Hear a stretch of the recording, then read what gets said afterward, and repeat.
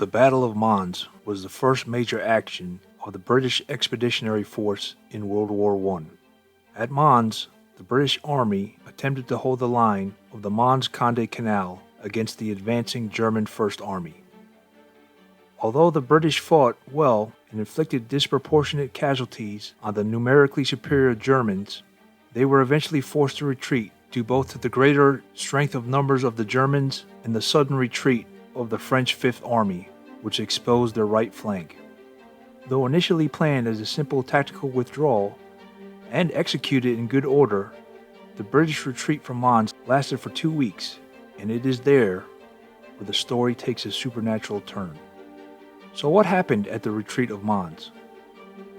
Whom did the soldiers say saved their lives? And what does the evidence show? Let's try and find out.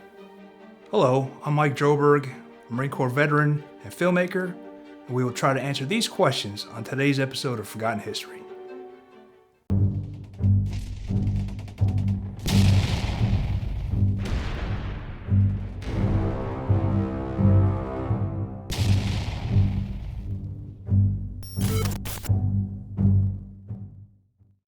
Heavily outnumbered by the Germans and suffering an unsustainable casualty rate, British units were forced to retreat on the 24th of August, 1914. Many of the men had reached the end of their endurance. Some had not eaten in 24 hours. Still, they slogged on. A British division commander, with tears in his eyes, paid them the ultimate compliment. The Germans may be able to kill them, but by God, they can't beat them. But the Germans were coming with such overwhelming numbers that rifles and courage could not hold them any longer. It was then, in the time of deadly crisis, that the Angels of Mons began to appear. In one action during the long retreat, an understrength British battalion, about to be overrun by masses of German infantry, became aware of the shadowy army fighting beside them, an army of Bowmen. These phantom men-at-arms cried aloud to St. George, and their swift arrows darkened the sky. A great voice was heard to thunder over the din of battle. German prisoners taken into the action said they were bewildered that their opponents had reverted back to wearing armor and shooting arrows. Similar tales of such battlefield visions occurred in medieval and ancient warfare. It seemed that when news of atrocity reports like the rape of Belgium and that of the crucified soldier paved the way for a belief that God would intervene directly against such an evil enemy. In another account, on the night of the 26th, the third day of the retreat west through Belgium, weary British soldiers saw tall, unearthly figures materialize in the gloom above the German lines. They were winged like angels, and as they hovered in the gathering darkness, the Germans inexplicably halted and the British slipped away to safety. During the retreat, some soldiers swore that they had seen the face of the patron saint of England, St. George. A wounded Lancashire Fusilier asked the nurse for a picture or medal of St. George. He described the saint the same way it was pictured on the medal, a tall, yellow-haired man on a white horse, wearing golden armor and wielding a sword. Other soldiers agreed that he looked just like his image on the golden sovereigns of the day. In another account, one lance corporal told his nurse of the appearance of angels during the Mons retreat. He could see, he said, quite plainly in midair a strange light which seemed to be quite distinctly outlined and was not a reflection of the moon, nor were there any clouds. The light became brighter, and I could quite see distinctly 3 shapes, one in the center having looked like outspread wings. The other 2 were not so large, but quite plainly distinct from the center one. They were above the German line facing us. We stood watching them for about 3/4 of an hour. All the men with me saw them. I have a record of 15 years good service, and I should be very sorry to make a fool of myself by telling a story merely to please anyone. Yet another account, as told by Harold Begbie, a writer on the supernatural, who related this tale in his 1916 book, On the Side of Angels. Begbie interviewed a soldier who spoke of a bright light in the sky, and the soldier in question was a Grenadiers Guards NCO, hardly a type given to hysteria and delusion. The accounts of heavenly aid soon abounded in Britain. The magazine Light ran a story entitled The Invisible Allies, in October of 1914, and followed up another column the next April reporting that during the retreat of Mons, several officers and men had seen a supernatural cloud between them and the Germans. The Catholic paper, The Universe, reported an account from a Catholic officer in which an isolated British party decided to charge the enemy head-on. Running into the open, somebody yelled, "St. George for England in the good old style," and all around the British appeared a spectral company of archers.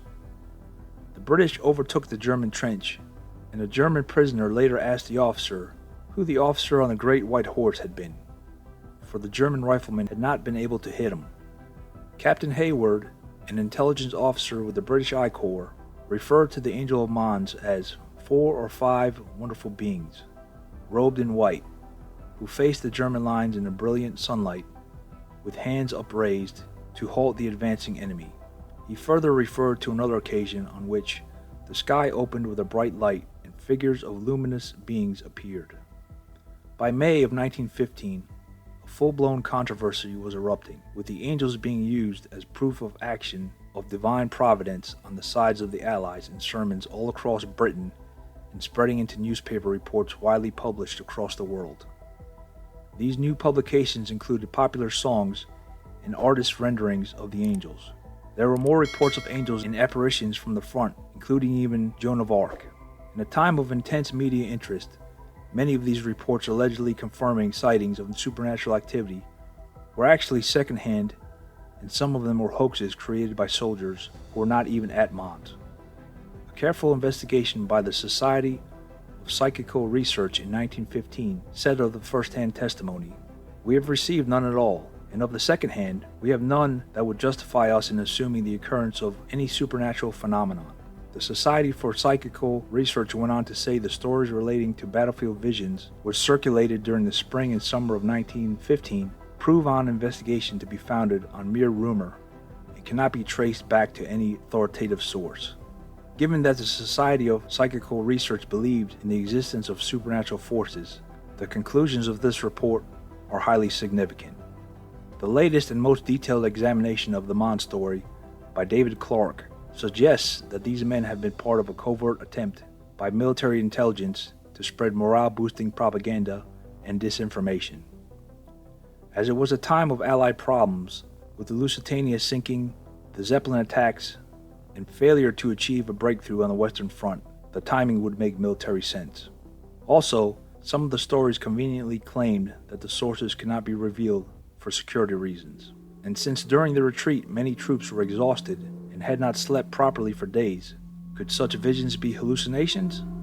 According to the conclusion of the most detailed study of the event, it seemed that the stories themselves certainly boosted morale on the home front, as popular enthusiasm for the war was dying down in 1915, and they demonstrated the usefulness of religion in wartime. After the war, the stories continued to be frequently repeated.